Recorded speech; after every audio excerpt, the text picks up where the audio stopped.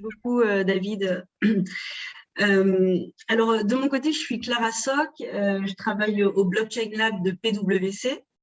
Là, on a fait le choix de se présenter comme formateur, dans le sens où le métier de consultant, c'est aussi un métier de formateur et surtout dans la blockchain.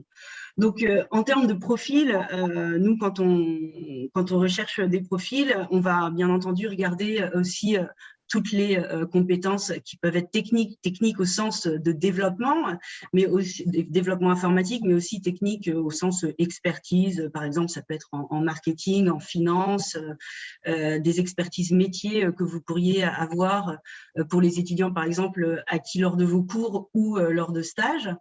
Mais aussi, et c'est d'autant plus vrai dans un domaine en pleine évolution, comme l'ont dit et l'ont présenté de façon très éloquente les différents intervenants, c'est vraiment un domaine en pleine évolution et qui requiert souvent d'avoir cette motivation de transmission.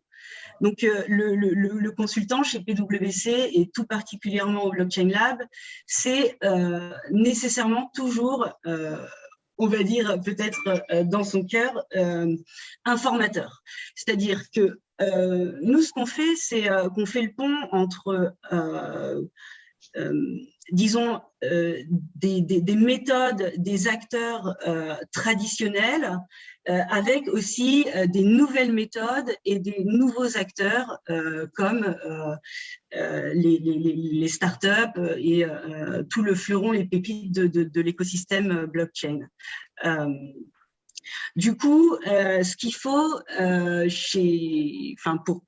pour être entre guillemets un bon consultant, c'est être capable d'une part d'apprendre. En fait, vous êtes un peu comme sur une situation biface où d'un côté, vous devez être capable d'apprendre assez rapidement des métiers et des méthodes qui sont standardisées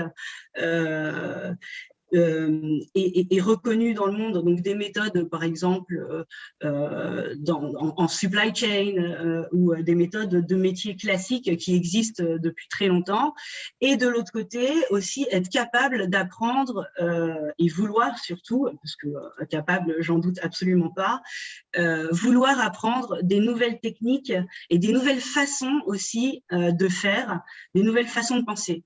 Donc on avait vu, David l'avait bien présenté, sur les différentes motivations des candidats. En fait, on retrouve souvent les mêmes dans les motivations des formateurs.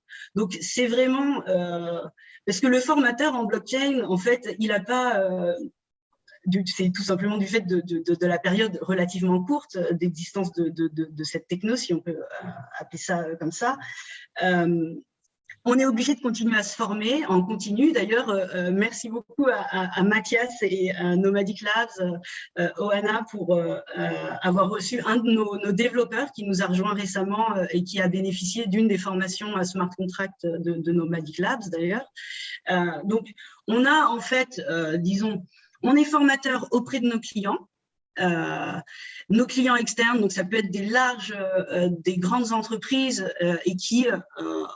pour le moment, il y a souvent des personnes qui sont assez, disons, comment dire, littéraires, qui sont assez, qui connaissent bien la blockchain, qui ont un vernis technique déjà très développé, mais souvent la taille en fait de ces entreprises et la structure démographique de ces entreprises fait que il y a aussi une très très grande partie de personnes qui sont excellentes dans leur métier, mais qui n'ont pas encore aujourd'hui le minimum technique nécessaire, etc., pour pouvoir réaliser leur mission lorsqu'il s'agit, par exemple, d'introduction d'actifs numériques, de cryptoactifs dans leur métier.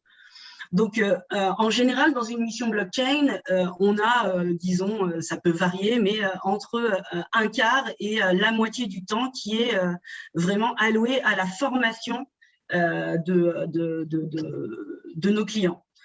Ça peut être fait de façon formelle comme de façon très informelle. Donc, on a cet aspect-là. On a aussi le deuxième aspect où on forme nos collègues. Donc, au Blockchain Lab de PwC, on forme nos collègues qui peuvent être des experts d'autres, disons, business units. Donc, ça peut être des experts juridiques ou des experts de conformité réglementaire. Mais qui ne vont pas avoir à la base nécessairement ce vernis technique. Et donc, on va travailler en équipe et on va s'échanger en fait différents kits, disons, de sets de formation, de compétences. Donc, le consultant Blockchain Lab, il va être capable lui-même ou elle-même de fournir cette formation et aussi de recevoir toute une série de formations côté expertise. Ça peut être de l'audit, ça peut être de la fiscalité, et c'est des sujets qui sont très importants en crypto et pour le web 3.0 de façon générale.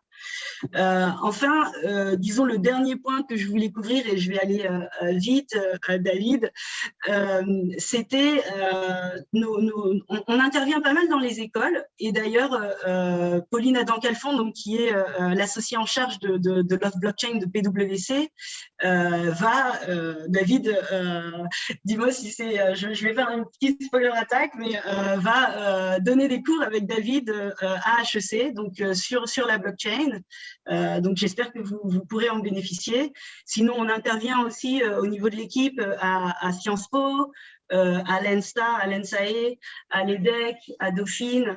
Donc, on fait des interventions qui peuvent être vraiment de l'initiation, comme des choses plus avancées, et ça peut aller même jusqu'à des cours spécialisés, par exemple en conformité réglementaire, ou des interventions très spécialisées sur tout ce qui est développement durable, puisque bon, chez nous, c'est la grosse priorité de notre plan stratégique, c'est le digital, donc, dont la blockchain, et aussi tout ce qui est développement durable, ESG, et tout ce qui a impact environnemental et social positif.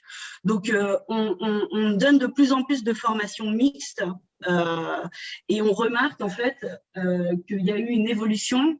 C'est-à-dire qu'avant, on nous demandait surtout des formations d'initiation à la blockchain. Aujourd'hui, on le voit, et merci à Blockchain at HEC, parce que c'est vraiment une grande contribution à la connaissance de l'écosystème.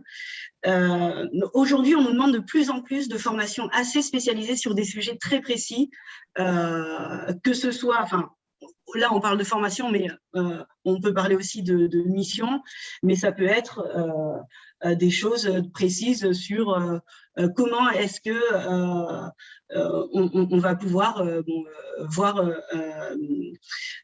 mesurer, par exemple, un impact environnemental.